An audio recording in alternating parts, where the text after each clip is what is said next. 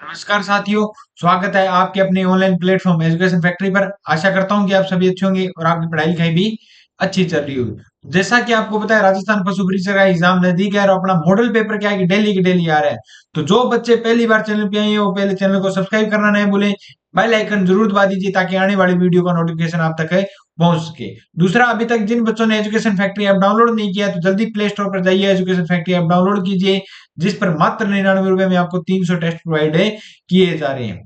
अपने बात करें तो जो बच्चे एनिमल हस्बेंड्री की क्लासें नहीं देखी अभी तक, तो अपने क्या है कि 1300 क्वेश्चनों की बेहतरीन क्वेश्चन सीरीज भी चल रही है। तो वो क्या है कि हमारे प्ले लिस्ट में जाकर भी आप देख सकते हैं। दूसरा, जो टॉपिक वाइज क्लास है वो भी प्ले लिस्ट में है, तो वहां पर जाकर देख सकते हैं। और इस क्लास की जो पीडीएफ है वो आपको टेलीग्राम व्हाट्सएप चैनल के माध्यम से मिल जाएगी, जिसका लिंक डिस्क्रिप्शन में दिया हुआ है, वहां से आप इसे देख सकते हैं। तो मिलते हैं नेक्स्ट अपने आज के पहले क्वेश्चन की ओर। और पहला क्वेश्चन है, राजस्थान के सर्वाधिक महत्वपूर्ण लोक देवता कौन से माने जाते हैं? तो तेजाजी माने जाते हैं। कौन से माने जाते हैं? तेजाजी का जन्म कहां पर हुआ था? खरनाल में हुआ था। कहां पर हुआ था? खरनाल, नागौर में हुआ था। और मुख्य देवता के रूप में कौन माने जाते हैं? तेजाजी माने जाते हैं। कौन से माने जाते हैं? तेजाजी माने जाते हैं। तो तेजाजी का जन्म कहां पर हुआ? खरनाल, नागौर में। और इनका जो मेला लगता है वो परबतसर नागौर में, बस राजस्थान में जो पशु मेला है वो कहां पर लगता है? परबतसर नागौर में। तेजाजी पशु मेला कहां पर लगता है? परबतसर नागौर में। कौन सी नस्ल का? तो नागौरी नस्ल का लगता है। कौन सी नस्ल का? नागौरी नस्ल का। और ये एकमात्र राजस्थान का मेला है जिस पर डाक टिकट जारी किया राज्य सरकार ने, 5 रुपए का। कितने रुपए का? 5 रुपए का डाक टिकट भी जारी किया है, याद रखना। बीकानेर के निकट समराथल अपने किसका कर्म स्थल बनाया था? तो जाम्बोजी ने। किसने बनाया था? जाम्बोजी ने बनाया था। 20+9 इनके अनुयायी क्या कहलाए थे? बिश्नोई कहलाए थे। इनका मुक्ति धाम, जिन्होंने अपना देश तल त्याग दिया, जाम्बोजी ने देह त्याग किया था, वो कहां पर था? मुकाम। तो इनका मुख्य स्थान मुकाम भी कहां पर है? बीकानेर में है। कहां पर है? मुकाम बीकानेर में है। जैसलमेर के भट्टी राजपूत जिस देवी की पूजा नहीं करते वो कौन सी माता है? आवड़ माता, करनी माता, हिंगलाज माता और आवरी माता। तो करनी माता की क्या है कि भट्टी राजपूत है, पूजा नहीं करते। आवड़ माता, स्वांगिया माता, ये सभी माता भाला, एक तरफ जो भाला मुड़ा होता है वो किसका माता है? आवड़ माता का ही संकेत है भाई। करनी माता किसकी कुल देवी है? तो चारणों की कुल देवी। किसकी देवी है? चारणों की कुल देवी है। दूसरा, बीकानेर के राठौड़ों की कुल देवी है। क्या है? बीकानेर के राठौड़ों की क्या है? कुल देवी भी, याद रखना। और इनका मंदिर का जो आधुनिक निर्माण किसने करवाया था? गंगा सिंह ने करवाया था। किसने करवाया था? गंगा सिंह ने करवाया था। माता का प्रतीक क्या है? चील या सफेद जो चूहा होता है वो क्या कहलाता है? कापा कहलाता है। सावन भादो कढ़ाइयां भी कहां पर पड़ी है? तो वो भी कहां पर पड़ी है? देश नोक बीकानेर में पड़ी है। माता को किसका अवतार माना जाता है? तो दुर्गा का अवतार माना जाता है। किसका अवतार माना जाता है? दुर्गा को। और मेला 2 साल में 2 बार लगता है, चैत्र और आश्विन के नवरात्रों में, याद रखना। इतनी बातें क्या है आपके लिए मोस्ट मोस्ट इंपॉर्टेंट है अभी। राजस्थान का एकमात्र ऐसा लोक वाद्य है जिसकी डोरी में तनाव के लिए पखावज की तरह लकड़ी के टुकड़े डाले जाते हैं, वो कौन सा है? रावलों की मांदल है। क्या है? रावलों की मांदल। राजस्थान के किस जिले में त्रिनेत्र गणेश का मंदिर है? तो त्रिनेत्र गणेश का मंदिर रणथंभौर, सवाई माधोपुर रणथंभौर में स्थित है। और शादी का जो पहले कार्ड का निमंत्रण भी किसको दिया जाता है? वो त्रिनेत्र गणेश को कहते हैं। रणथंभौर है, याद रखना। मारवाड़ परगना की विगत तो किसने लिखी थी? नैणसी जी ने। नैणसी जी कौन थे? जसवंत सिंह के दरबारी कवि थे। कौन थे? जसवंत सिंह की दरबारी कवि थे। राजस्थान की जयपुर के मुंशी देवी प्रसाद ने, कौन से? जयपुर के मुंशी देवी प्रसाद ने, इन्होंने इनको क्या कहा है? राजस्थान का अबुल फजल का है। क्या कहा है? राजस्थान का अबुल फजल का है। दूसरी किताब उनकी इनकी कौन सी है? नैण सीरी ख्यात। कौन सी है? नैण सीरी ख्यात, याद रखना। इतनी बातें क्या इनके बारे में याद रखना भाई। राजस्थान में पोमचा किसे कहते हैं? तो पोमचा किसे कहते हैं अपने बात बात करें तो महिलाओं द्वारा ओढ़ने जाने वाली ओढ़नी क्या कहलाती है? पोमचा कहलाती है। विशेषकर ये किस रंग का होता है? पीले रंग का होता है। जो शिशु जन्म के समय क्या है? महिलाएं ओढ़ती है, उसको क्या कहते हैं? पीला पीला पोमचा कहते हैं। और जब लड़की होती है, लड़का होता है तो पीले रंग का, और लड़की होती है तो कौन से रंग का पोमचा ओढ़ा जाता है? गुलाबी रंग का। कौन से रंग का? गुलाबी रंग का। ये बातें क्या आपको ध्यान रखनी है। कंदोरा आभूषण स्त्रियां शरीर के किस भाग में पहनती है? तो कंदोरा जो आभूषण है वो कहां पर पहनती है? कमर पर। कहां पर पहनती है? कमर पर। अब अपने को बताना है रम्मत कहाँ की है, तो रम्मत बक्का बीकानेर और है जैसलमेर की है। तमाशा, तमाशा कहाँ का है?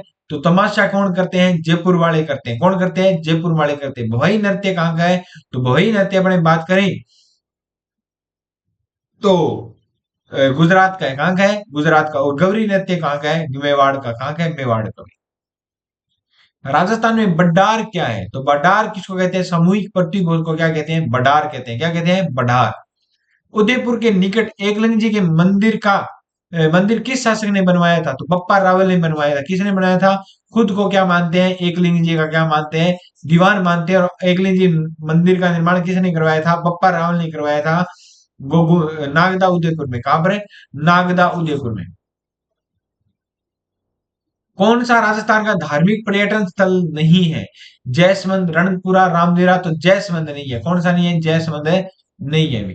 राजस्थान के लोक नृत्य प्रचलन संबंध में कौन सा सुमेलित नहीं है? गिद्दड़ नृत्य है, गिद्दड़ नृत्य, शेखावाटी पुरुष प्रधान नृत्य है, ढोल ढोल नृत्य है। तो ढोल नृत्य अपने बात करें तो कहां पर है? जालोर में किया जाता है। डांडिया नृत्य मारवाड़ में किया जाता है। बम रसिया नृत्य क्या है कि शेखावाटी में किया जाता है। कहां पर किया जाता है? शेखावाटी में किया जाता है। तो इसका सही आंसर क्या है? बीकानेर क्या रहेगा सही आंसर? मतलब इसका सही युगम नहीं है कौन सा? बीकानेर वाला नहीं है। जोधपुर के किले पुस्तक प्रकाश प्रकाल्य पुस्तकालय की स्थापना किसने की थी? तो पुस्तक प्रकाश जो पुस्तकालय है उसकी स्थापना किसने की थी? तो हम अपने बात करें तो किसने की थी? मान सिंह ने की थी। किसने की थी? मान सिंह ने की थी। संभागीय आयुक्त के पद को कब समाप्त किया गया था? तो संभागीय आयुक्त के पद को कब समाप्त किया गया था? 1962 में। कब किया गया था? 1962 में। राजस्थान में दान चंद्र चोपड़ा की हवेली कहां पर स्थित है? तो दान चंद्र चोपड़ा की जो हवेली है वो सुजानगढ़ चूरू में स्थित है। कहां पर है? सुजानगढ़ चूरू में, याद रखना। नेक्स्ट क्वेश्चन की बात करें, किशनगढ़ शैली का स्वर्णिम युग किसको कहा जाता है? तो किशनगढ़ शैली का स्वर्णिम युग नागरीदास सावंत सिंह नागरीदास को क्या कहा जाता है? स्वर्ण युग कहा जाता है। बनी ठनी इन्हीं की पत्नी थी भी।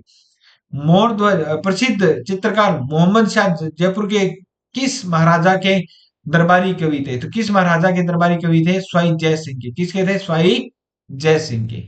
कौन सा मृदा का घटक नहीं है? ह्यूमस, जल, खनिज, लवण। कौन सा नहीं है? अपने बात करें तो लवण नहीं है। कौन सा नहीं है? लवण नहीं है अभी। उस्ता कला के विकास के लिए उस्ता केमल हाइड केंद्र की स्थापना 1975 में कहां पर की गई थी? तो अपने बात करें उस्ता कला में बीकानेर, ऊंट पर की जाने वाली कला उस्ता कला। और नेक्स्ट अपने जो ज्योग्राफी के क्वेश्चन है वो आपको सर करवाएंगे। मिलते हैं नेक्स्ट क्लास में अपने। तो इतनी तक आप वेट करिए और ज्यादा से ज्यादा वीडियो को शेयर कर दीजिए। अब आपकी ज्योग्राफी की क्लास है।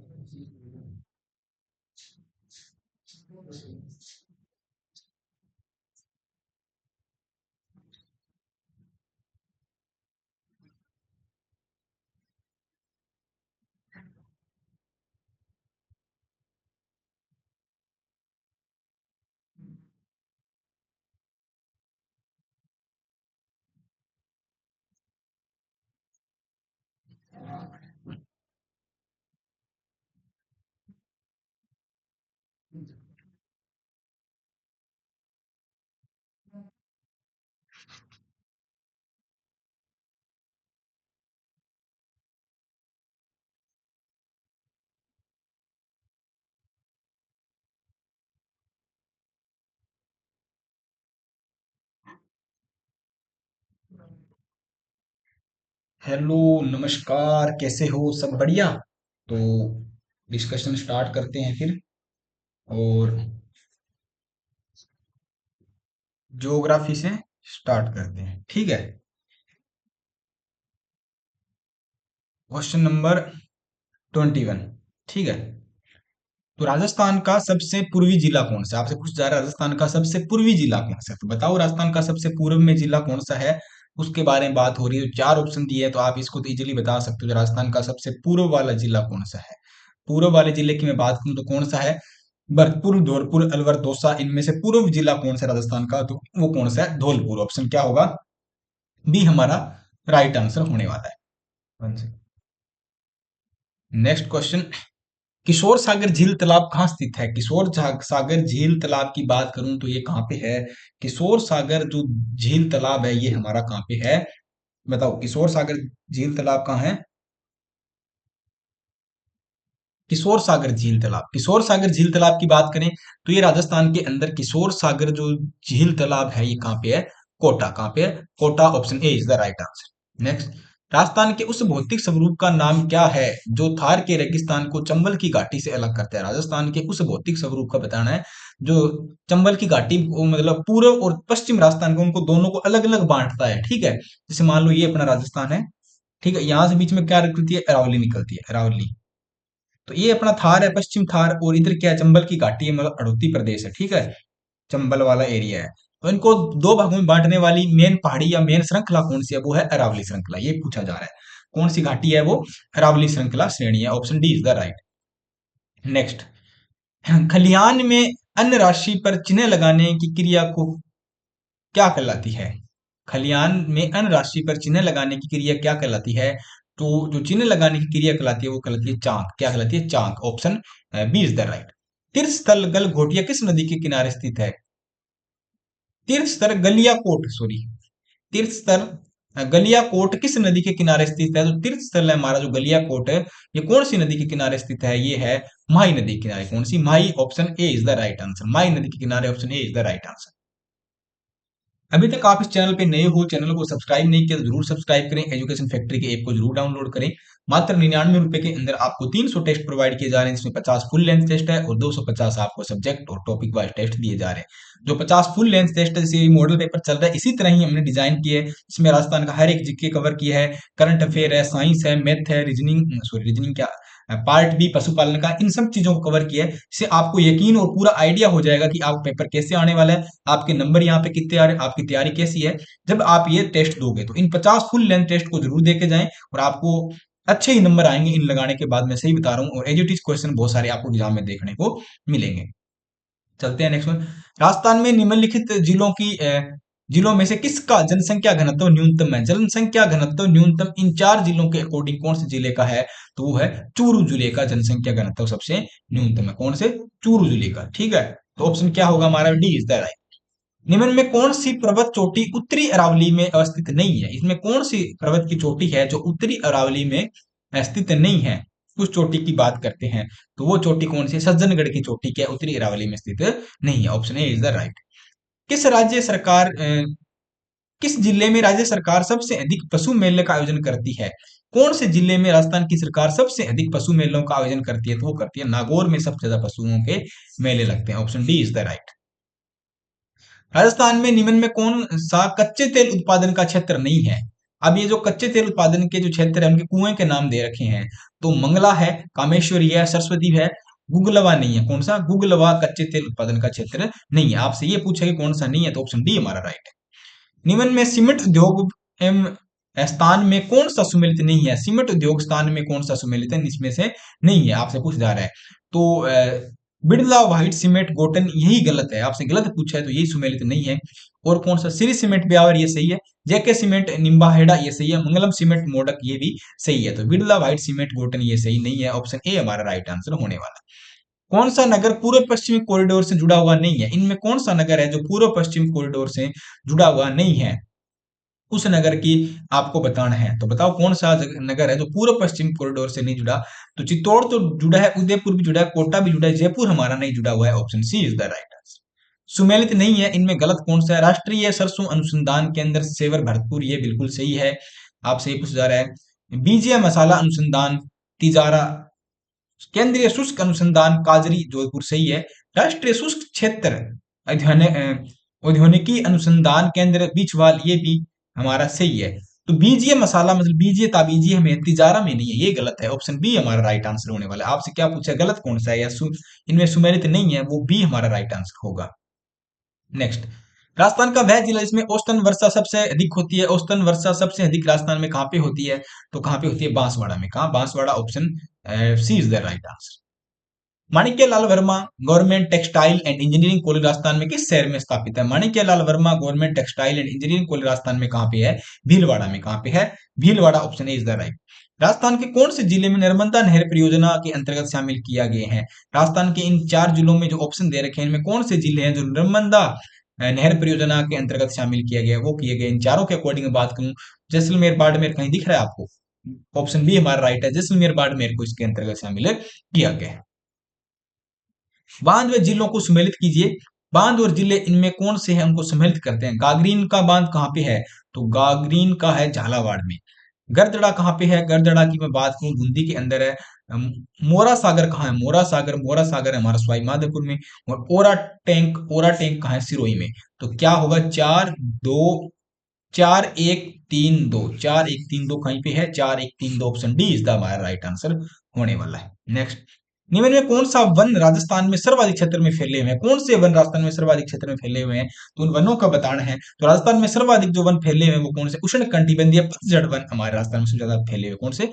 पतझड़ वन राजस्थान में सबसे ज्यादा है। कौन से? उष्ण कटिबंधीय पतझड़। Option B is the right. Rajasthan की किस पुरातात्विक स्थल में अपोल अपोलो डोट्स का सिक्का प्राप्त हुआ है? राजस्थान किस पुरातात्विक स्थल से अपोलो डोट्स का सिक्का प्राप्त हुआ है? तो कौन सी पुरातात्विक स्थल है इन चारों में? क्या सुनारी है, रेंड है, रगमेल है, बरोर है? तो रेड से। कहां से? और रेड कहाँ है? टोंक में है क्या? रेड कहाँ है? टोंक में है? कमेंट करके बताओ ऑप्शन क्या है। ऑप्शन बी हमारा राइट आंसर है। कौन सा राष्ट्रीय उद्यान रामसर साइट में शामिल किया गया? कौन सा राष्ट्रीय उद्यान रामसर साइट में शामिल है? राजस्थान के 2 ही राष्ट्रीय उद्यान है जो रामसर में साइट में शामिल है। एक तो हमारा केवलादेव राष्ट्रीय उद्यान और दूसरा सांबर झील है ना। तो 2 है, तो कौन सा होगा? ऑप्शन सी हमारा ऑप्शन सी हमारा राइट आंसर होने वाला है।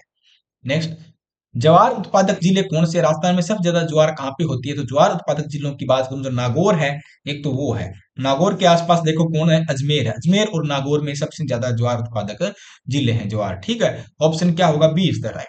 कालीबंगा सभ्यता सर्वप्रथम प्रकाश में लाने का श्रेय दिया जाता है। कालीबंगा सभ्यता को सर्वप्रथम प्रकाश में लाने का श्रेय किसको दिया जाता है? तो कालीबंगा सभ्यता को प्रकाश में लाने का श्रेय किसको जाता है? वो जाता है हमारे अमलानंद घोष को। किसको? अमलानंद घोष को। ठीक है, अच्छा हिस्ट्री का स्टार्ट हो गया। ओके, रवि सर कराएंगे। चलो फिर अपन क्या करते हैं, अभी वो आते हैं सर इतने, अपन जो अपने नेक्स्ट पार्ट है उन पे चल जाते हैं। ठीक है, जैसे मैं चलता हूँ डायरेक्ट 16 नंबर क्वेश्चन पे देखते हैं। एक मिनट, अपना अभी साइंस है, करंट है। ठीक है, साइंस और करंट है उन पे चलते हैं। 1 सेकंड, 50 हो गया। ठीक है, वो फिर आपको यहाँ से कंटिन्यू करा देंगे डायरेक्ट। 16 नंबर। 1 सेकंड, ये भी हिस्ट्री है आपकी। हाँ, यहाँ से करते हैं। हाँ, करंट अफेयर कर लेते हैं, फिर उसके बाद साइंस करेंगे।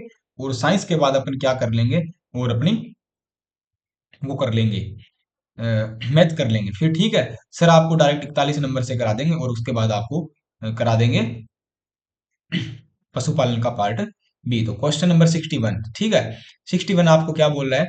राजस्थान में अवैध खनन गतिविधियों के खिलाफ राज्यव्यापी संयुक्त अभियान कब चलाया गया? राजस्थान में अवैध खनन गतिविधियों के खिलाफ राज्यव्यापी संयुक्त अभियान कब चलाया गया? तो राज्यव्यापी संयुक्त अभियान कब चलाया? 15 से 31 जनवरी 2024 में चला था। 15 से 31 जनवरी 2024 में चला था। ऑप्शन क्या होगा? Option B is the right होगा। स्वच्छता सर्वेक्षण 2023 में 1 लाख से कम आबादी वाले शहरों में राजस्थान के शहरों को कौन सा स्थान मिला है? स्वच्छता की रैंकिंग की बात करें, 1 लाख से कम आबादी वाले शहरों में राजस्थान को कौन सा स्थान मिला है? तो राजस्थान को वो स्थान मिला है हमारा, प्रथम स्थान डूंगरपुर है, सही है। द्वितीय स्थान नाथद्वारा है। तृतीय स्थान नोखा है। ऑप्शन डी हमारा राइट होने वाला है। तीनों ही ऑप्शन क्या है? सही है। नेक्स्ट, राजस्थान में आधुनिकतम तकनीकी वाला गेहूं का भंडारण केंद्र साइलो कहाँ बनाया गया? राजस्थान में आधुनिकतम तकनीकी वाला गेहूं का भंडारण केंद्र साइलो कहाँ बना है? साइलो राजस्थान में कहाँ बना है? अलवर में। कहाँ बने? साइलो बना है अलवर में। ऑप्शन क्या होगा? C right. Adani green energy Rajasthan के किस जिले में 100 80 मेगावाट का सोलर प्लांट शुरू किया। अडानी ग्रीन एनर्जी राजस्थान में कहाँ पे 180 मेगावाट का सोलर प्लांट लगाने जा रही है? तो 180 मेगावाट सोलर प्लांट की मैं बात करूं, अडानी जो लगा रही है वो देवी कोट जैसलमेर में। कहाँ पे? Devi Kot Jaisalmer, option C is right. Rajasthan के प्रसिद्ध खिलाड़ी संस्कार सारस्वत का संबंध किस खेल से है? राजस्थान के जो प्रसिद्ध खिलाड़ी है संस्कार सारस्वत, इनका संबंध किस खेल से है? इनका संबंध है बेटा बैडमिंटन से। कहां से? Badminton, option B is the right. Marwar Ratna पुरस्कार में मुनोत नैणसी सम्मान 2024 पत्रकारिता क्षेत्र में किसे दिया गया? मारवाड़ रत्न पुरस्कार मुनोत नैणसी सम्मान 2024 पत्रकारिता क्षेत्र में किसे दिया गया है? ये दिया गया है ओम थानवी को। किसको? ओम थानवी। ऑप्शन क्या होगा? Option B is the right. राष्ट्रपति द्रौपदी मुर्मू ने की उपस्थिति में 14 फरवरी 2024 को लखपत दीदी सम्मेलन का आयोजन राजीविका के माध्यम से किया गया। कहाँ पे हुआ था? राजस्थान के अंदर द्रौपदी मुर्मू जी हमारे जो राष्ट्रपति है, इनकी अध्यक्षता में एक लखपति दीदी सम्मेलन चलाया गया जो सेंट्रल गवर्नमेंट के द्वारा। तो वो राजस्थान के अंदर कहाँ पे हुआ था? 14 फरवरी 2024 को। तो ये हुआ था बाणेश्वर धाम डूंगरपुर। कहाँ पे? Baneshwar Dham Dungarpur, option B is the right. दिनांक 11 से 13 अप्रैल 2024 को उदयपुर में किस महोत्सव का आयोजन किया जाता है? उदयपुर में कौन सा महोत्सव होता है? आपसे पूछ जा रहा है। तो उदयपुर में मेवाड़ महोत्सव होता है। कौन सा बेटा? Mewar, option B is the right. छठे खेलो इंडिया यूथ गेम में स्वर्ण पदक जीतने वाली विमला माचरा व खेताराम चिराग का संबंध किस खेल से? छठे खेलो इंडिया यूथ गेम में स्वर्ण पदक जीता गोल्ड मेडल जीतने वाली विमला माचरा और खेताराम चिराग का संबंध किस खेल से है? इनका संबंध है बेटा साइकिलिस्ट से। कहां से? साइकिलिस्ट से। कहां से? Cyclist, option D is the right. हाल ही में किस राज्यसभा सांसद के लोकसभा सांसद बनने पर राज्यसभा की एक सीट पर उपचुनाव हुए हैं? तो किसके बनने के कारण एक सीट पे उपचुनाव हुए हैं राजस्थान में? तो वो है केसी वेणुगोपाल। केसी वेणुगोपाल, ऑप्शन क्या होगा? C is the right. केंद्रीय बजट 2024-25 में राजस्थान के किस औद्योगिक क्षेत्र के लिए वित्तीय मंजूरी प्रदान की गई है? तो सेंट्रल सरकार ने कौन से राजस्थान का औद्योगिक क्षेत्र है उसके लिए बजट दिया है जो सेंट्रल गवर्नमेंट ने? तो वो दिया है अपने जोधपुर पाली मारवाड़ औद्योगिक क्षेत्र के लिए। किसके लिए? जोधपुर पाली मारवाड़ औद्योगिक क्षेत्र के लिए मंजूरी दी है। Option C is the right. Kazakhstan में आयोजित यूथ एशियन बॉक्सिंग चैंपियन में राजस्थान के किस खिलाड़ी ने गोल्ड मेडल जीता है? देखो कजाकिस्तान में हुई थी यूथ एशियन बॉक्सिंग चैंपियनशिप थी। राजस्थान ने किस खिलाड़ी ने गोल्ड मेडल जीता है?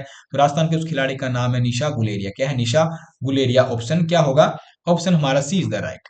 राजस्थान के किस उद्योगपति ने नेशनल अटल उद्योग रत्न अवार्ड से सम्मानित किया गया? राजस्थान के किस उद्योगपति को नेशनल अटल उद्योग रत्न अवार्ड से सम्मानित किया, रत्न अवार्ड से सम्मानित किया है? तो राजस्थान के उद्योगपति है, उनका नाम क्या है? उनका नाम है बेटा लेखराज माहेश्वरी। क्या है? Lekhraj Maheshwari, option B is the right.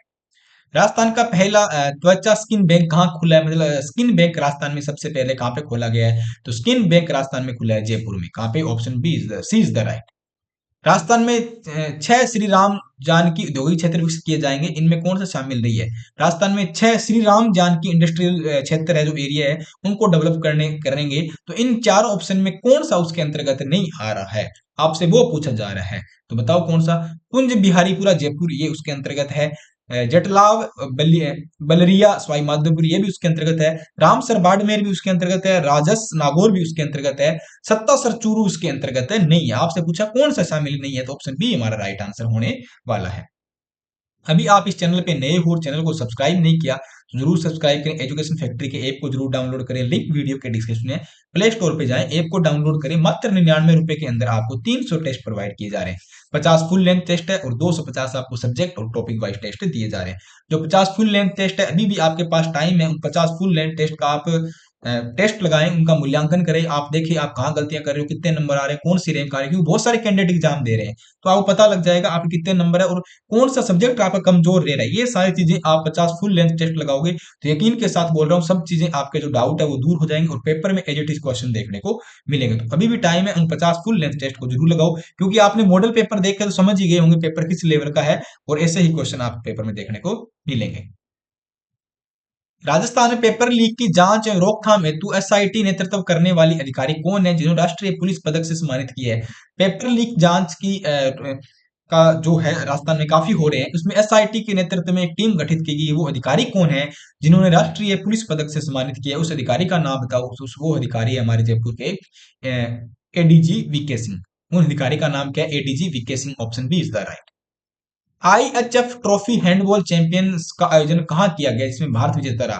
IHF trophy handball champion का आयोजन कहाँ पे किया गया, जिसमें भारत विजेता रहा, उसका आयोजन कहाँ पे किया गया था, जयपुर में। कहाँ पे, जयपुर में किया गया। ऑप्शन क्या होगा, सी इज द राइट।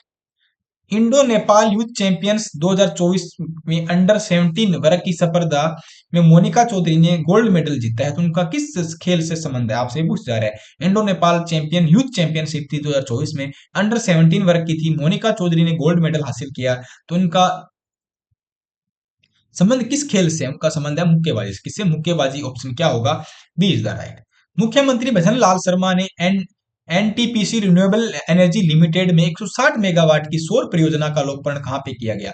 मुख्यमंत्री भजन लाल शर्मा ने एनटीपीसी रिन्यूएबल एनर्जी लिमिटेड के 160 मेगावाट की सौर ऊर्जा परियोजना का लोकार्पण किया गया, तो ये कहां पे किया गया सौर ऊर्जा का लोकार्पण, तो ये किया गया है नेसाड़ा गांव जैसलमेर। कहां पे, नेसाड़ा गांव जैसलमेर में किया गया है। कहां पे, नेसाड़ा गांव जैसलमेर। ऑप्शन ऑप्शन क्या होगा, ऑप्शन हमारा सी इज द राइट।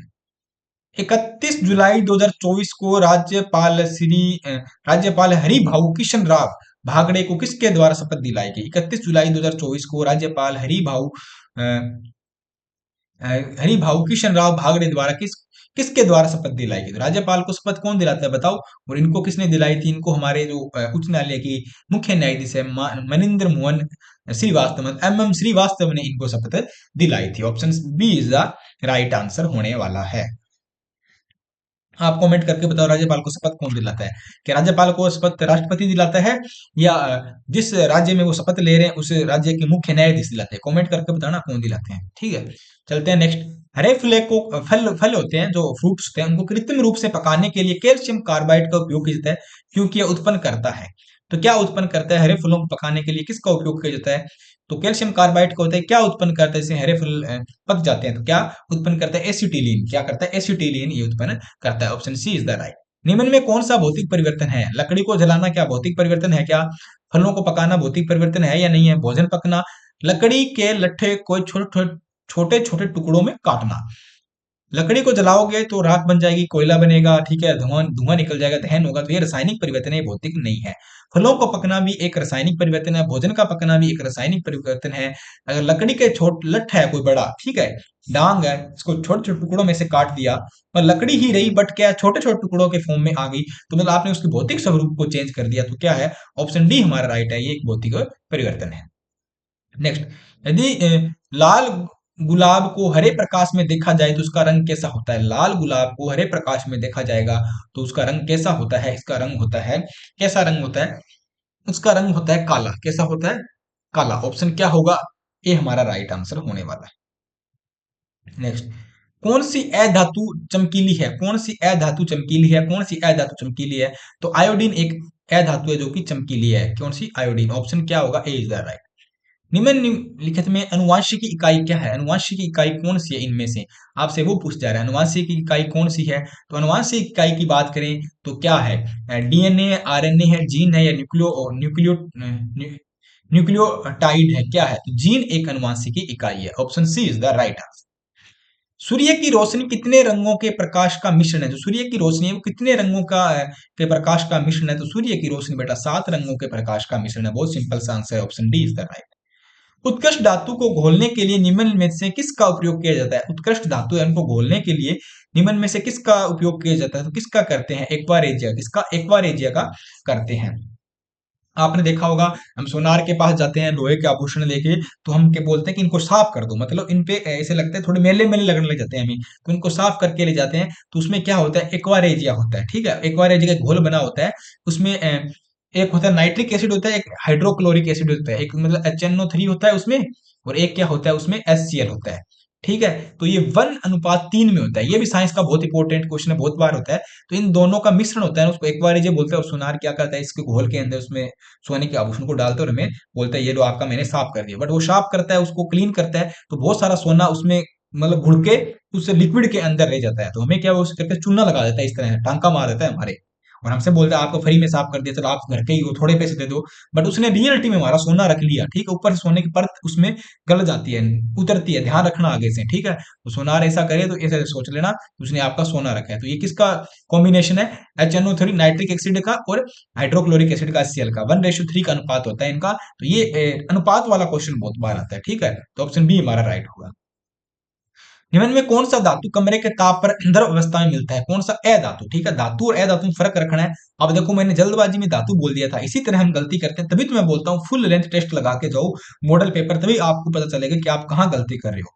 तो ए धातु पूछा है जो कमरे के ताप पे क्या है, द्रव अवस्था में है, वो कौन सा है? ब्रोमीन है। कौन सा है? Bromine. Option C is the right होगा। मनुष्य में कर्तक या छेदक दांतों की संख्या कितनी होती है? मनुष्य में कर्तक या छेदक दांतों की संख्या की बात करें तो कितनी होती है? 8 होती है। कितनी? 8 होती है। कितनी होती है? 8। ऑप्शन क्या होगा हमारा? सी इसका राइट आंसर होने वाला है। नेक्स्ट, टूटी हड्डियों को सही स्थिति किससे ज्ञात की जाती है? टूटी हुई हड्डियों की सही स्थिति ज्ञात करने के लिए क्या करते हैं? क्या लेजर करते हैं, माइक्रोवेव करते हैं, एक्सरे करते हैं, अल्ट्रासाउंड करते हैं? टूटी हुई हड्डियों की स्थिति ज्ञात करने के लिए क्या करते हैं? हमेशा एक्सरे करते हैं। क्या? एक्सरे करते हैं। ऑप्शन क्या होगा? सी इसका राइट आंसर होने वाला है।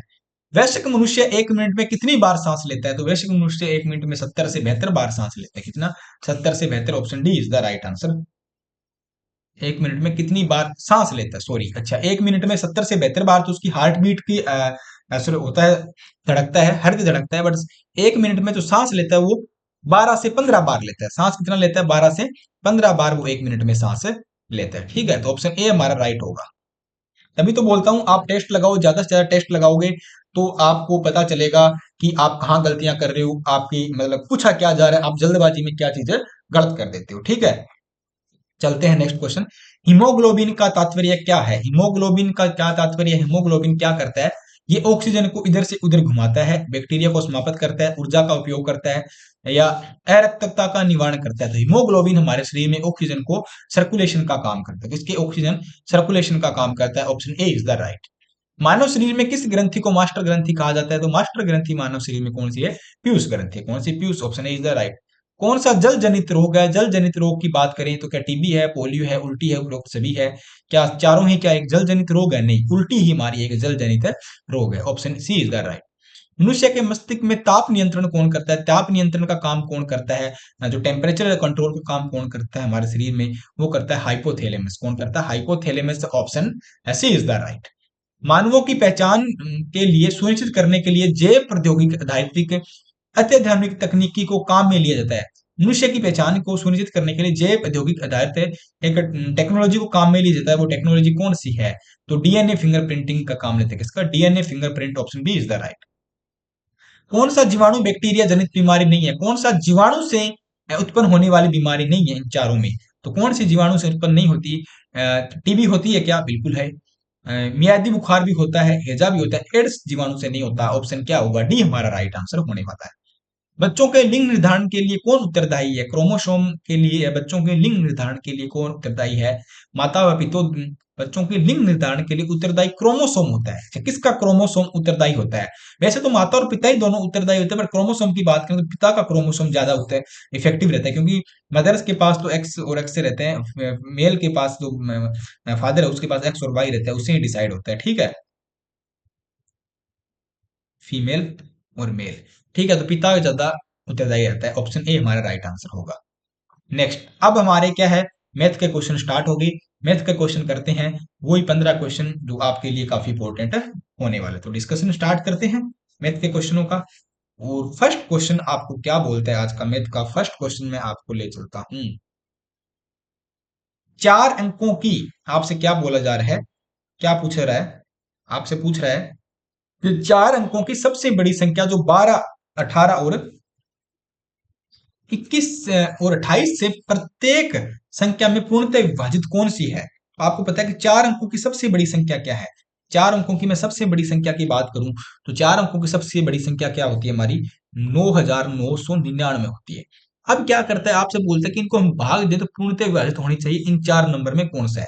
तो इन सबसे पहले आप क्या इनका क्या लो, एक एलसीएम लो। एलसीएम लो, 12, 18, 21 और 28 का एलसीएम लो, कितना आता है?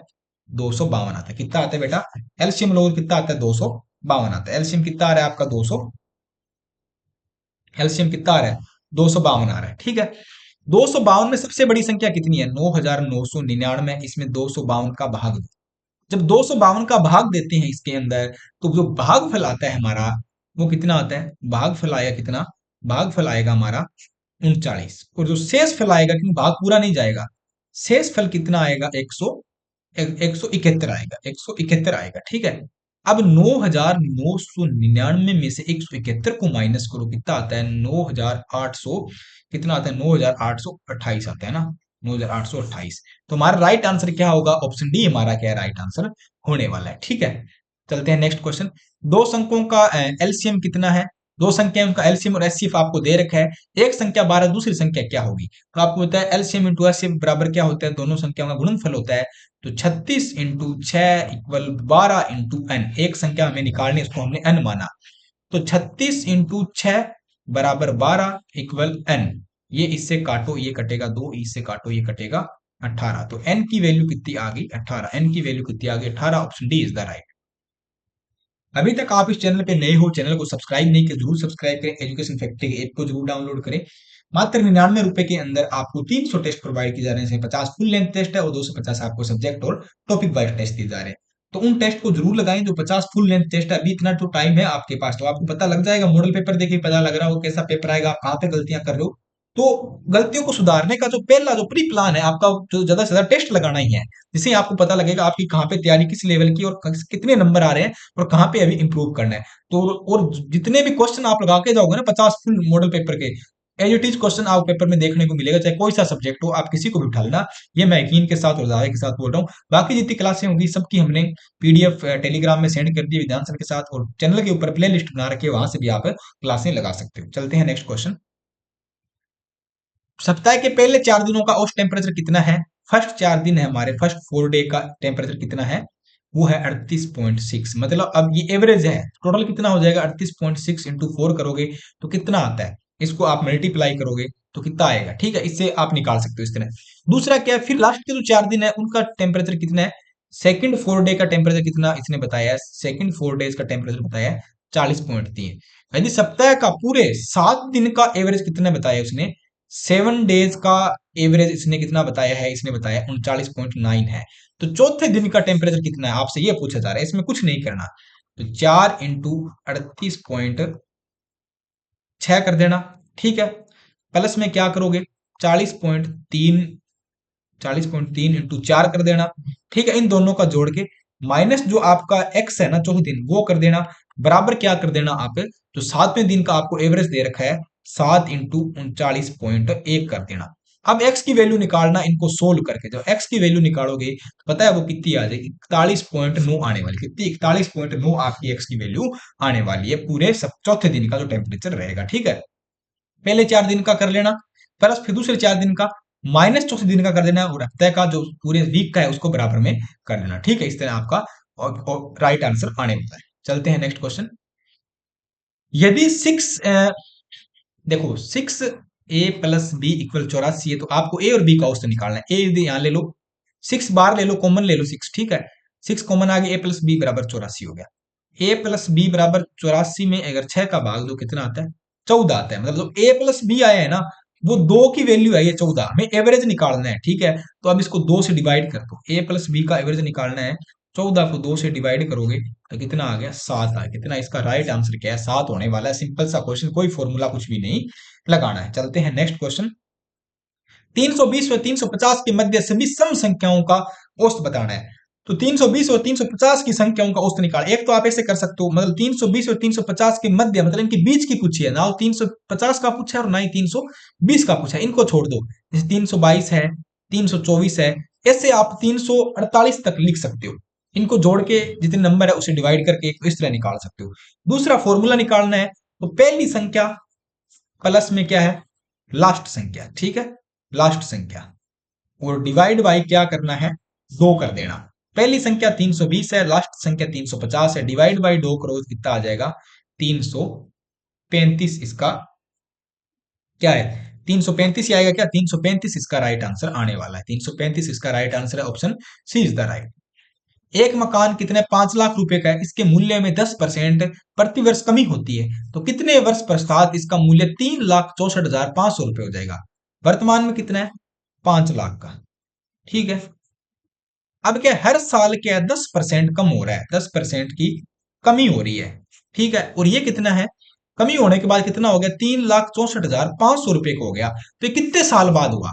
अब आप देख लो, हर साल 10% हुए। ये देखो ऑप्शन के अकॉर्डिंग चलो, तो 3 साल में क्या है जो कमी आएगी ना, वो आ जाएगी 27.1% कमी आ जाएगी 3 साल में। 3 साल में ये कमी आ जाएगी 27.1%। अगर आपको कितना निकालना है, आपको जो परसेंटेज निकालना है वो कितना, 72.9%। देखो ये कितना है, ये बढ़ रहा है 72.9% बन रहा है क्या 5 लाख का, बिल्कुल बन रहा है। तो मतलब 3 साल के बाद इसकी कीमत कितनी है, 3,64,500 रुपए होने वाली है। कितनी, 3,64,500 रुपए होने वाली। ऑप्शन है ए हमारा राइट होगा।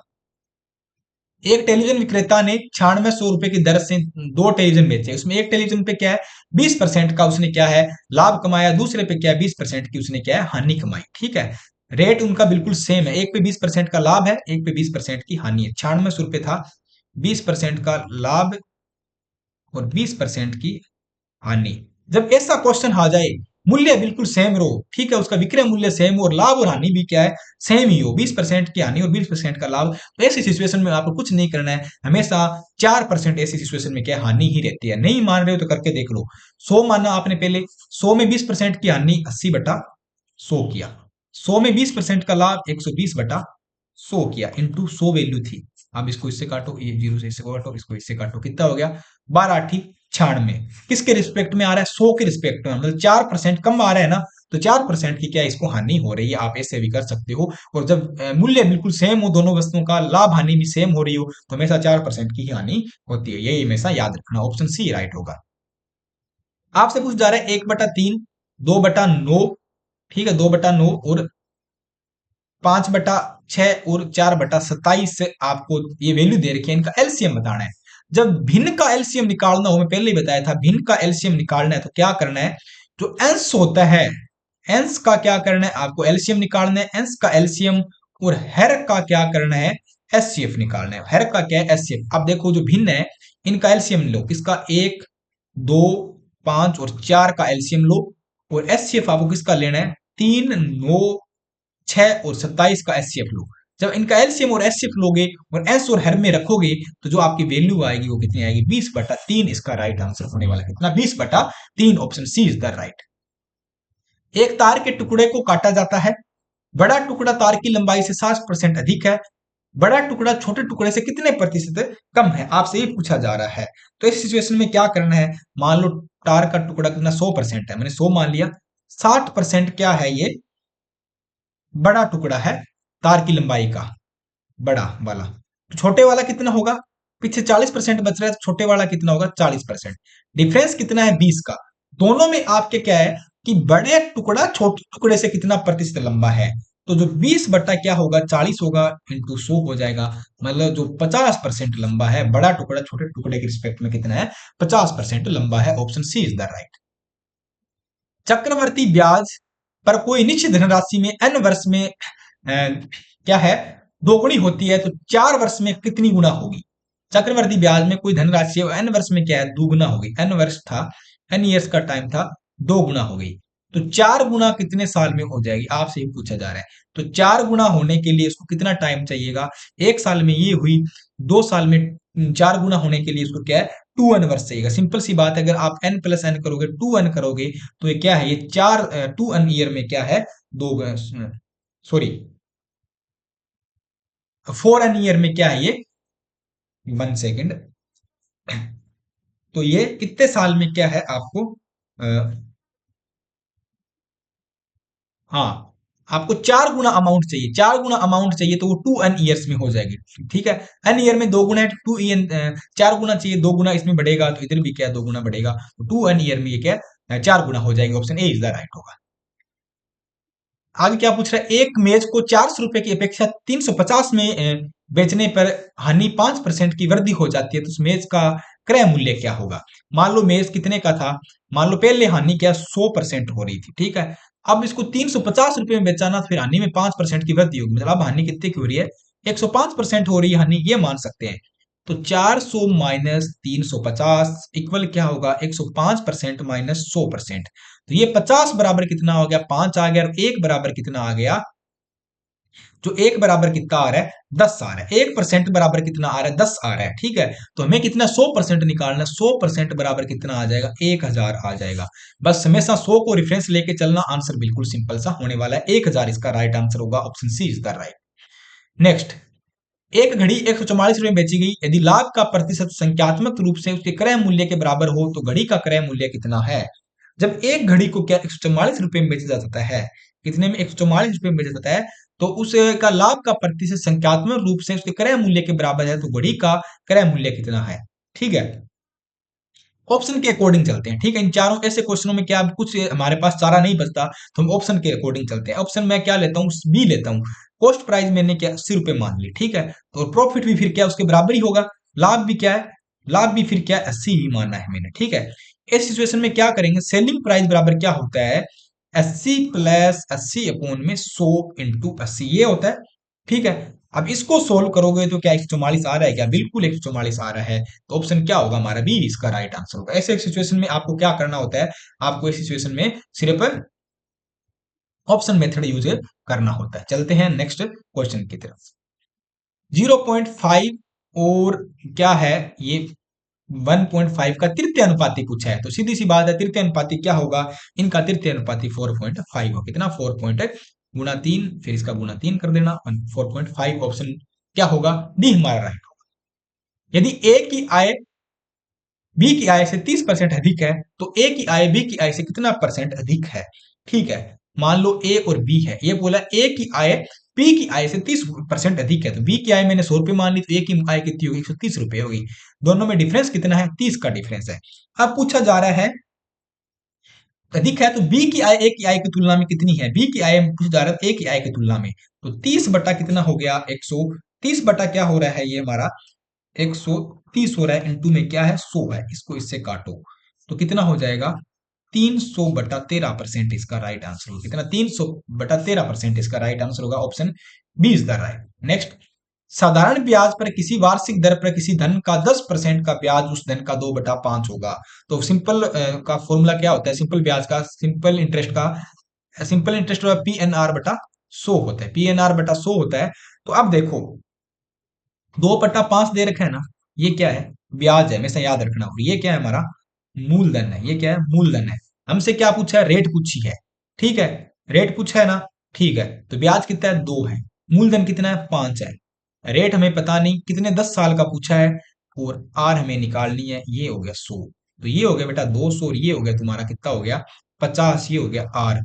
आर को जब सोल्व करोगे, आर को जब सोल्व करोगे 50 का इसमें 200 भाग दो, कितना आ रहा है 4%, तुम्हारा राइट आंसर होगा। क्या है उसकी रेट, क्या है उसकी दर, क्या है 4%, option A is the right. किसी धन का 4% वार्षिक ब्याज की दर से चक्रवर्ती ब्याज तथा साधारण ब्याज का अंतर 1 रुपये, तो वह धन क्या होगा। तो सीधी सी बात है, आपको क्या है इनका डिफरेंस निकालना है। ठीक है, ऐसे क्वेश्चन मैंने पहले भी कर रखे, बहुत बार भी किया है। सिंपल इंटरेस्ट का फॉर्मूला क्या होता है, PNR/100 होता है, और कंपाउंड इंटरेस्ट का क्या होता है 1+R/100 × T होता है। इनका डिफरेंस क्या है 1 रुपये है। अब देखो कौन कौन सी वैल्यू दे रखी है, रेट आपको 4% दे रखा है, ठीक है, और चक्रवर्ती ब्याज तथा साधारण ब्याज का अंतर आपको दे रखा है। बाकी सब चीजें आपको सेम माननी है, जो इधर मानोगे वो उधर उस तरफ रखोगे, मूलधन भी सेम रखोगे, टाइम भी सेम रखोगे। इन सब चीजों को अगर आप सोल्व करोगे तो आपका राइट आंसर कितना आने वाला है, जो आपका राइट आंसर होगा वो कितना 625 रुपए आने वाला है। कितना 625 रुपए आपका राइट आंसर आने वाला, option D is the right होगा।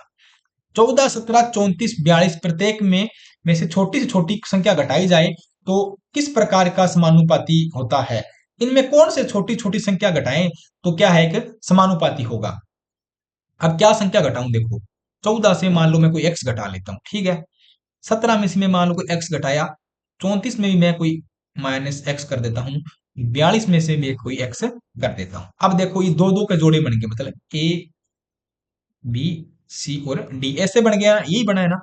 तो अब देखो क्या करना है, इससे में क्या कर सकते हैं, 14x/17 - x, ठीक है, बराबर 34 - x/42 इनका क्या है, आप तिरछा मल्टीप्लाई करो, ठीक है, तिरछा गुणा करोगे ना, इसका इसके साथ गुणा, इसका इसके साथ गुणा करोगे। जब इनका गुणा करोगे आप इसे तिरछा मल्टीप्लाई करोगे तो क्या आता है, देखो ये हो जाएगा 14, 1 सेकेंड, इनका गुणा कर लो आप, देखो 14 - x × 42 - x बराबर 17 - x × 34 - x। अब इनको सोल्व करना, x की वैल्यू निकाल लेना। सोल्व करने के बाद जो x की वैल्यू आएगी तुम्हारी कितनी आएगी, 2 आएगी। कितनी, 2। ऑप्शन क्या होगा, बी हमारा राइट आंसर होने वाला है। तो ये हमारे आज के कितने क्वेश्चन हो गए, 115, मतलब मैथ के हो गए, जनरल साइंस के भी हो गए, ज्योग्राफी के हो गए, करंट के हो गए। अब आ रहे हैं रवि सर, आपको पहले किसके कराएंगे, आपके क्वेश्चन कराएंगे हिस्ट्री के, फिर आपको यहां से कराएंगे किसके, आपको पशुपालन बी का। आपको कहीं नहीं जाना है, तो आपको वापिस कहां से चलना है, वापिस 41 क्वेश्चन मैं नंबर आपको निकाल देता हूं, आपको वहां से स्टार्ट करना है, ठीक है। 41 से आपको स्टार्ट करना है अभी। तो कमेंट करके बताना कैसी क्लास लग रही है, और टेस्ट देना ज्यादा ज्यादा स्टार्ट करो, जो फुल लेंथ टेस्ट है, ठीक है, उनको ज्यादा ज्यादा दो, तो आपको आइडिया हो जाएगा कि आपकी तैयारी किस लेवल की है, ठीक है बेटा। तो उनके आप ज्यादा से ज्यादा टेस्ट दो और आपको पता लगेगा कितनी तैयारी है। फुल लेंथ टेस्ट जरूर देके जाएं, जो आपके लिए काफी फायदेमंद होने वाले हैं। कमेंट करके जरूर बताना, ठीक है। मिलते हैं अपन तो नेक्स्ट क्लास में। बाकी सर आपको करा रहे हैं हिस्ट्री और पशुपालन पार्ट भी। 1 मिनट अभी आ रहे हैं।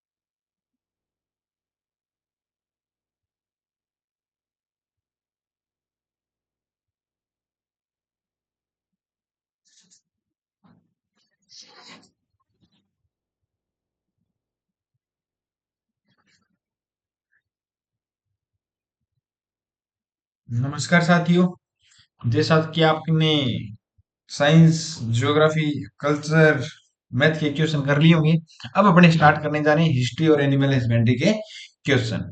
तो शुरुआत करते हैं। हिस्ट्री का पहला क्वेश्चन कौन सा है? कालीबंगा सभ्यता को सर्वप्रथम प्रकाश में लाने का श्रेय किसको जाता है? तो अमलानंद घोष को जाता है। किसको जाता है? अमलानंद घोष ने इसकी खोज की थी 1951-52 में। कब की थी? 1951-52 में की थी। और इसकी खोज, उत्खनन करते वाले कौन थे? बीके थापर थे। कौन सी नदी के किनारे? तो घग्गर नदी के किनारे। कहां पर स्थित है? हनुमानगढ़ में स्थित है। कहां पर है? हनुमानगढ़ में। हल्दी घाटी के युद्ध में महाराणा प्रताप में भील सेना का कमांडर कौन था? तो राणा पुंजा था। कौन था? राणा पुंजा। एक होती थी हरावल सेना और एक होती थी चंदावल सेना। तो ये जो था वो चंडावल सेना का था, राणा पुंजा। और जो हरावल सेना का था वो कौन था? हकीम खां सूरी। कौन था? हकीम खां सूरी था। कौन था? हकीम खां सूरी। चलते हैं नेक्स्ट क्वेश्चन की ओर। बप्पा रावल का मूल नाम क्या था? तो बप्पा रावल का मूल नाम क्या था? तो अपने बात करें, कालभोज था। क्या था? कालभोज। बप्पा रावल किसकी गायें चराते थे? हरित ऋषि की। किसकी? हरित ऋषि की क्या चराते थे? गायें चराते थे। क्या चराते थे? गायें। बप्पा रावल ने 734 ईस्वी में, 734 ईस्वी में गोहिल वंश की क्या की थी? स्थापना की थी। राजस्थान कोटा 1857 की क्रांति के महान प्रथम स्वतंत्रता संग्राम के नेतृत्व करने वाले कौन थे? तो लाला जयदयाल और मेहराब खान थे। कौन थे? लाला जयदयाल और मेहराब खान। रिसालदार मेहराब खान थे। सही सुमेलित करना भी। सालर, बाड़मेर, मिश्रित पतझड़, कोटा, सदाबहार वन, माउंट आबू, शुष्क मरुदभिद, जैसलमेर। तो कहां पर है? अपने बात करें तो सालर बाड़मेर में क्या है? सुमेलित है? नहीं है। मिश्रित पतझड़, कोटा, सदाबहार वन, माउंट आबू, शुष्क मरुदभिद, जैसलमेर। औरंगजेब ने जोधपुर के शासक जसवंत सिंह को 1658 में धर्मत के युद्ध में पराजित किया। 1600 अरविंद धर्मत, धर्मत किस स्थान पर है? तो धर्मत एमपी पे स्थान पर है। तो औरंगजेब ने जोधपुर के शासक जसवंत सिंह को 1658 में धर्मत के युद्ध में पराजित किया।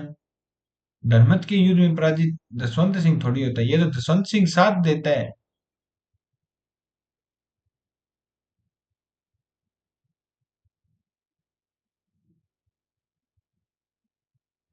हाँ सही है, धर्मत का युद्ध एमपी में हुआ था 1658 में। और इस युद्ध में क्या है कि कौन हारता है? जसवंत सिंह। कौन हारता है? जसवंत सिंह। और वापिस क्या है कि मारवाड़ की ओर चले जाते हैं। और इनकी पत्नी थी जिसका नाम क्या था? जसवंत दे था। क्या नाम था? जसवंत दे। तो वो क्या है कि मारवाड़ के किले के क्या है, गेट बंद कर लेती है। क्या कर लेती है? गेट बंद है कर लेती है, याद रखना। राजस्थान के किस चौहान शासक को जानक द्वारा अपने पृथ्वीराज विरजय ग्रंथ में पृथ्वी को चांदी की मुद्राओं से भर देने का श्रेय दिया गया है? तो किसको दिया है? अपनी बात करें तो किसने दिया है? याद रखना, अजय राज सेकंड ने। किसने किया? अजय राज सेकंड ने। हुरडा सम्मेलन की अध्यक्षता किसने की थी? तो हुरडा सम्मेलन 17 जुलाई 1734। तो इसकी अध्यक्षता करने वाला व्यक्ति कौन था? महाराणा जगत सिंह सेकंड था। कौन था? महाराणा जगत सिंह सेकंड था। मेवाड़ राज्य का सिक्का नहीं था। रावशाही, डोडिया और उपयुक्त सभी। तो ये क्या है कि ये सिक्के नहीं थे भी। राजस्थान में बिजोलिया किसान आंदोलन कब प्रारंभ हुआ था? तो राजस्थान में बिजोलिया किसान आंदोलन कब प्रारंभ हुआ था? 1897 में। कब? 1897 1941 में क्या होता है? ये सफल होता है या बंद होता है। नेक्स्ट अपने बात करें तो जो बच्चे अभी तक एजुकेशन फैक्ट्री ऐप डाउनलोड नहीं किए तो जल्दी से जाइए एजुकेशन फैक्ट्री ऐप डाउनलोड कीजिए। मिलते हैं नेक्स्ट क्वेश्चन की ओर। मंडोर प्रत्याहार वंश के किस शासक से वंशावली प्रारंभ होती है? हरिश्चंद्र से। किससे होती है वंशावली प्रारंभ होती है? तो रज्जिल से होता है। किससे? रज्जिल से। हरिश्चंद्र ने क्या की थी? स्थापना की थी। क्या की थी? स्थापना की थी। सिरोही राज्य की साथ अंग्रेजों ने संधि कब की थी? तो 1823 में। कब की थी? 1823 में। सिरोही के शिव सिंह जी ने क्या की थी? संधि की थी। राजस्थान में सर्वप्रथम संधि पर हस्ताक्षर करने वाली जो रियासतें थी वो अलवर और भरतपुर थी। अलवर और भरतपुर थी। इन्होंने 1803 में क्या कर ली थी? संधि कर ली थी। और ये 1823 में। चौहान राजवंश के संस्थापक कौन थे? तो चौहान राजवंश के स्थापक वासुदेव चौहान थे, जिन्होंने क्या है कि सपाट लक्ष्य के आसपास अपना क्या है कि क्षेत्र बसाया था। और वासुदेव चौहान को क्या कहा जाता है? चौहान का आदि पुरुष या मूल पुरुष है कहा जाता है। समाचार पत्र है। और कहां से कौन से निकाले गए वो अपने को बताना है। तो प्रजा सेवक जोधपुर से निकाला गया। कहां से? जोधपुर से। नवीन राजस्थान अजमेर से निकाला गया था। लोकवाणी जयपुर से निकाला गया। सच्ची की सज्जन कीर्ति सुधाकर उदयपुर से निकाला गया। तो इसका सही आंसर क्या रहेगा? 1 नंबर। नेक्स्ट अपने बात करें तो त्याग मासिक हिंदी पत्रिका 1664 में से स्त्रियों की सामाजिक जागृति के लिए आरक्षित थे। तो 16 पेज क्या थे? आरक्षित थे 64 में से। महाराजा सूरजमल किसके पुत्र थे? तो महाराजा सूरजमल किसके पुत्र थे? अपने बात करें तो बदन सिंह के पुत्र थे। किसके थे? बदन सिंह के पुत्र थे। मैं विले प्रताप पर हस्ताक्षर समय किसने लिखा था? मैं अपने डेथ वारंट पर कर रहा हूं। तो बांसवाड़ा के चंद्रवीर सिंह ने क्या किया था? डेथ वारंट पर कहा था मैं अभी साइन करूं, तो मैं डेथ वारंट पर कर रहा हूं। भरतपुर में प्रजामंडल निर्माण की घोषणा किस स्थान पर की गई? तो प्रजामंडल जो निर्माण की घोषणा कहां पर की गई थी? रेवाड़ी में की गई थी। कहां पर की गई थी? रेवाड़ी में। गोविंद गुरु का प्रमुख शिष्य कौन था?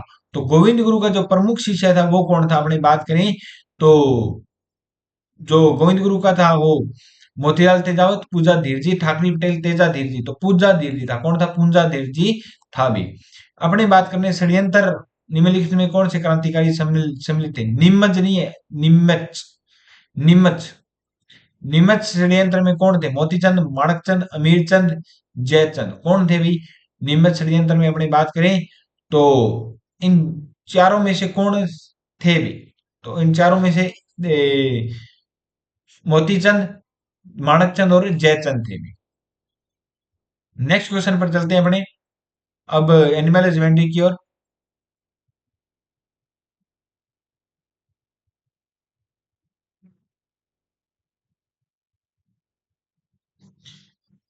थारपारकर का प्रजनन स्थल कहां पर है? तो थारपारकर जो नस्ल है उसका प्रजनन स्थल है कहां पर? चांदन में। कहां पर? चांदन है जैसलमेर में। नेक्स्ट अपनी बात करें मालपुरा निम्न में से किसकी नस्ल है? तो मालपुरा किसकी नस्ल है? अपनी बात करें तो भेड़ की नस्ल है। किसकी नस्ल है? भेड़ की नस्ल है। याद रखना किसकी नस्ल है? भेड़ की नस्ल है। नेक्स्ट क्वेश्चन की बात करें, चोकला किसकी नस्ल है? तो चोकरा भी किसकी नस्ल है? भेड़ की नस्ल है। राजस्थान की मेरिनो गाय की कौन सी नस्ल राजस्थान की कामधेनु कहलाती है? तो राठी नस्ल। कौन सी नस्ल कहलाती है? राठी नस्ल। भैंस के भैंसे के एक बार में वीर्य संकलन कितना होता है? तो 3 ml होता है। कितना होता है? 3 ml, 3 से 4 ml होता है। निम्न में से पशु बंधीकरण की विधि कौन सी है? बुर्रिजोकास्टर, ओपन विधि, इलाज सेटअप। तो सारी की सारी क्या है? सही है भाई। कौन सा अंग लार का उत्पादन करता है? अग्नाशय, यकृत, लार ग्रंथि। कौन करती है? लार ग्रंथि क्या करती है? लार का उत्पादन है करती है। स्तनधारियों में श्वसन की प्रक्रिया का मुख्य अंग क्या होता है? तो स्तनधारियों में मुख्य अंग क्या होता है? अपनी बात करें तो जो स्तनधारियों में होते हैं फेफड़े होते हैं। क्या होते हैं? फेफड़े। नागौर के तेजाजी पशु मेले का मुख्यतः किस नस्ल के पशु? तो नागौरी क्या है? तेजाजी पशु मेला परबत नागौर में लगता है, तो नागौरी गाय के लगता है। किसके लिए? नागौरी गाय के लिए लगता है। किस जानवर की त्वचा श्वसन के लिए अधिक संवेदनशील होती है? तो उभयचर की क्या है कि त्वचा अब समय अत्यधिक क्या होती है? संवेदनशील होती है।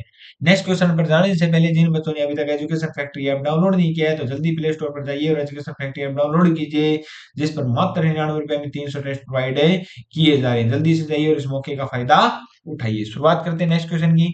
किस जीवाणु रोग के कारण जानवरों में अपचन होता है? तो किसके कारण होता है? अपनी बात करें अपचन होता है तो किसके कारण? बोटुलिज्म के कारण। किसके कारण होता है? बोटुलिज्म के कारण। थाइंग के लिए आदर्श तापमान क्या होता है? थाइंग के लिए 37 डिग्री तापमान क्या होता है? आदर्श तापमान होता है।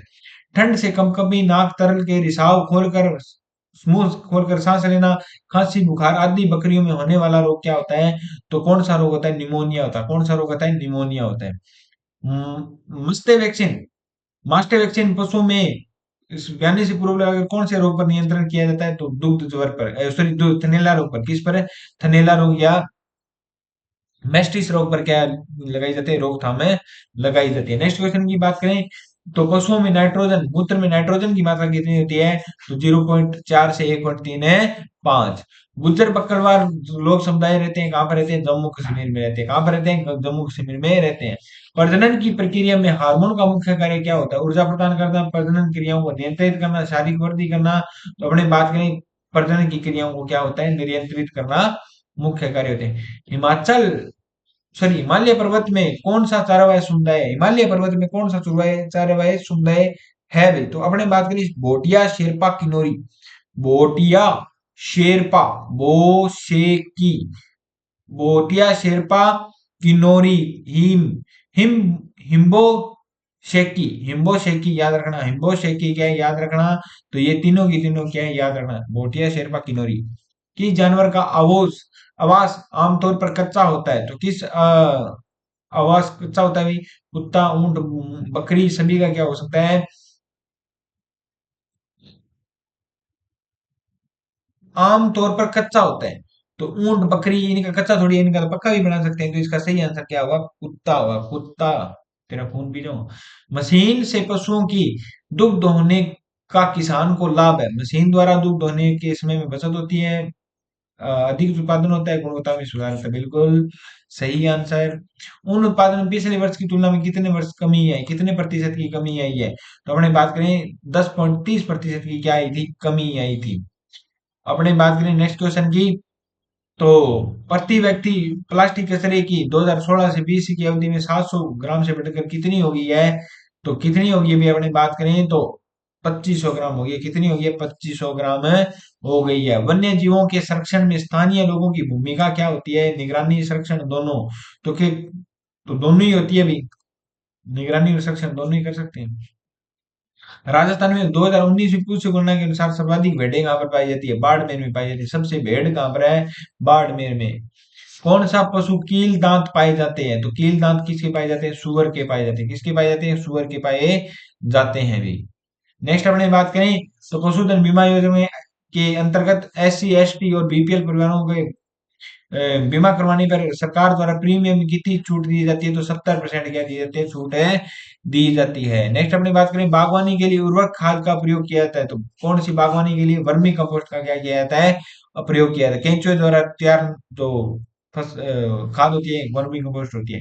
किस उत्पाद में उच्च गुणवत्ता वाली प्रोटीन, दही, मक्खन मांस तीनों में पाई जाती है, तो सभी आंसर सही रहेगा। कम ताप अधिक समय विधि में दूध को किस ताप व समय तक धारण कर सकते हैं? तो किस ताप तक धारण कर सकते हैं, हमने बात करें 63 डिग्री 30 मिनट। किस 63 डिग्री 30 मिनट। किस घास को शंकर हाथी के नाम से जाना जाता है? शंकर हाथी के नाम से कौन सी घास जानी जाती है? नेपियर घास। कौन सी? नेपियर घास। एशिया की सबसे बड़ी ऊन मंडी कौन सी है? बीकानेर। कौन सी है? बीकानेर। मुर्गी की कौन सी नस्ल दोहरे उद्देश्य वाली है? प्लाइमोथ रोग। कौन सी है? प्लाइमोथ रोग। हे का पीएच मान कितना होता है? हे का पीएच मान 3.5 से 4 होता है। कितना होता है? 3.5 से 4 होता है। ब्रूडर के नीचे प्रति चूजा कितने वर्ग स्थान की आवश्यकता होती है? तो 6 वर्ग इंच की क्या होती है? आवश्यकता होती है। 1 लीटर उत्पादक बकरी को कितना शुष्क आहार दिया जाता है? तो कितना शुष्क आहार दिया जाता है? 0.5 किलो शुष्क आहार दिया जाता है। तो मिलते हैं नेक्स्ट क्लास में। नेक्स्ट क्लास में जाने से पहले जिन बच्चों ने एजुकेशन फैक्ट्री ऐप डाउनलोड नहीं किया, तो जल्दी प्ले स्टोर पर जाइए, एजुकेशन फैक्ट्री ऐप डाउनलोड कीजिए। मिलते हैं नेक्स्ट क्लास में, और इस क्लास की जो पीडीएफ है वो टेलीग्राम और व्हाट्सएप चैनल के माध्यम से मिल जाएगी। जय हिंद, जय भारत।